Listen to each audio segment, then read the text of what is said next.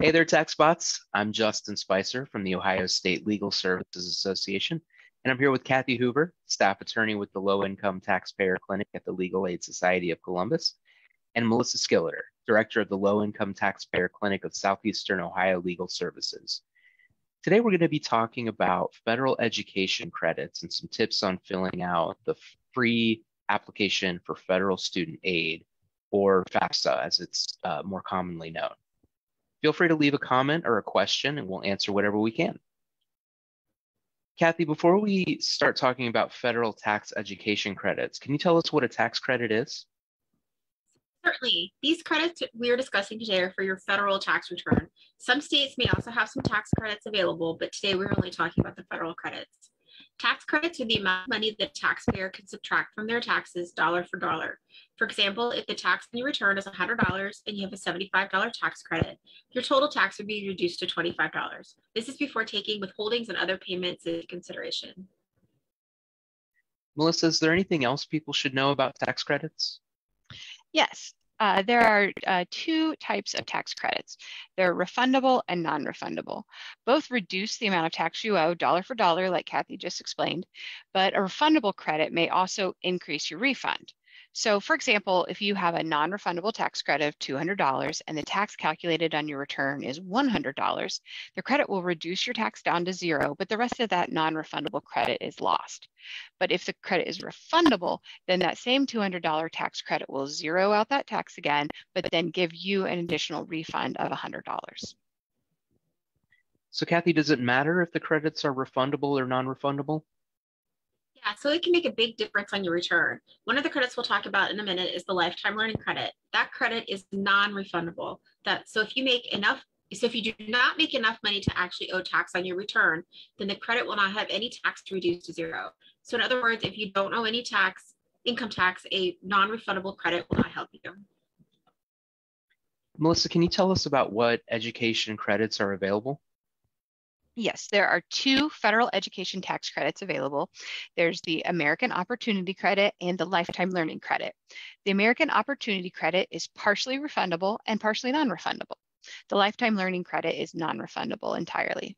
These credits are available to the taxpayer, the spouse, or a dependent listed on the tax return. Each credit is calculated a little bit differently.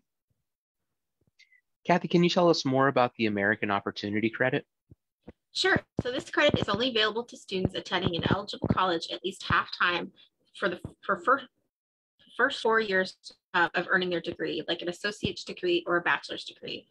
The maximum amount of this credit is $2,500. To calculate the credit, the first $2,000 of qualified education expenses, you get $1 of tax credit for every dollar of that expense. So if you spend $2,000 on eligible expenses, your tax credit would be $2,000. But then you can also get a 25% additional credit of additional $2,000 of expenses up to $500. And up to $1,000 of this credit is refundable, so it can generate a refund even if you do not have any tax on your return. So Melissa, can you tell us about the second kind of credit Kathy mentioned, the lifetime learning credit? Sure. The Lifetime Learning Credit is for students either past the first 4 years for their degree program or students taking courses to improve or learn new job skills. One of the great things about this credit is there's no limit on how many times you can claim it. It is a maximum credit of $2,000 per return per year, not per student, and you need to take classes in an eligible institution like we mentioned for the American Opportunity Credit. So Kathy, is there anything else we should know about these credits? Yeah, so even if you're not required to file a tax return due to your income, you need to file a tax return each year to claim these credits. That means that you would need to file it even if your income was low enough that you did not have a filing requirement. Also, to claim either the American Opportunity Credit or the Lifetime Learning Credit, the tuition, fees, and supplies must be paid directly to the school in the year you want to take the credit. This does include using student loan funds to pay these expenses. You can also add qualified expenses like books that are not purchased directly from the school to the amount you use to calculate the American Opportunity Credit. But books are not a qualified expense for the Lifetime Learning Credit unless they are paid directly to the school. Also, you cannot claim either credit if you have a felony drug conviction. For single people with incomes between $80,000 and $90,000 a year, the amount of these credits will start to phase out and be smaller closer to the income of $90,000. Single people who earn $90,000 per year or more are not eligible for these credits any longer. It's important to point out that these income limits are double for those who are married filing jointly. So now that we know about the two kinds of federal tax education credits you may be able to claim, can you tell us what the FAFSA form is and what it's used for? So certainly. So to start, the FAFSA, or the Free Application for Federal Student Aid, is a form that you must fill out to request financial aid.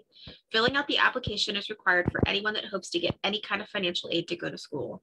The FAFSA form takes your financial information, and if you're a dependent, your parents' financial information as well, and sends that to each school you apply to that is qualified to accept federal financial aid. The schools then use this information to figure out how much aid that you can get each year. You'll fill out this form online at studentaid.gov for each year you want to attend school. The form will be available in October of the year before. To file for this aid, you will need current financial information of everyone, that's the student and their parents if they're dependent, and copies of your complete tax returns from the prior year. So Melissa, what are some tips you can give us about the FAFSA? The most important tip is to make sure you're using the form found at studentaid.gov.gov. It's very important to make sure that the websites that you're using end in that .gov to indicate that it's a government website. There are many unsafe sites that try to trick students into giving their financial information. Also, the FAFSA form is free, so watch for any sites that may look like studentaid.gov but try to charge you a fee to file the application. You'll also want to create an account as soon as you know that you're going to apply for aid and read all of the information available. Be sure to gather up the information you need before you start filling out the application. And as you move through the online application, make sure the information you give is saving along the way so you don't lose it. Kathy, when do these forms due? So the due date can vary depending on the school, and it's based on the school year, not the calendar year. So for example, you want to complete one form for school year 2023 to 2024 that begins this fall. You should start the application as early as you can and check the deadline of each school that you may want to apply to. Okay, great. Thanks, Kathy, and thanks, Melissa, and thanks to everyone for tuning in. Join us next time on July 7th when we talk about how to figure out if you're in a business partnership and what things you should consider. And remember, this segment and all the others in our Tax Chat series are available on our Facebook page. Thanks, everyone, and we'll see you next time.